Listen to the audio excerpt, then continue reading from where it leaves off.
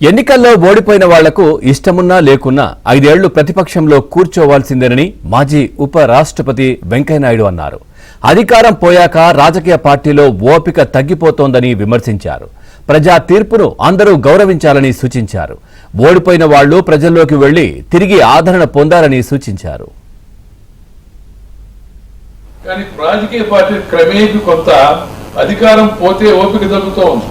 నేనేమంటానంటే ప్రజలు ఇచ్చిన తీర్పును గౌరవించాలి, మనం మ్యాండేట్ని గౌరవించాలి. నీకు ఇష్టం లేకపోతే 5 ఏళ్ల పాటు ప్రతిపక్షంలో కూర్చోవాలి.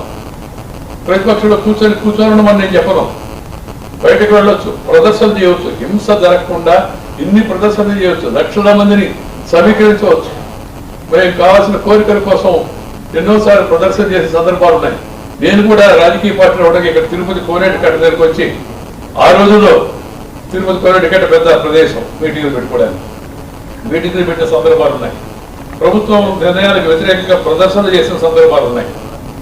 ఆ ప్రదర్శన చేయాలంటే, సభను నిర్వహించాలంటే ఓపిక సామర్థ్యం ఉండాలి. అది తగ్గుతూ ఉంటే ఇప్పుడు అంతా వెంటనే ప్రభుత్వాన్ని దించేస్తాను.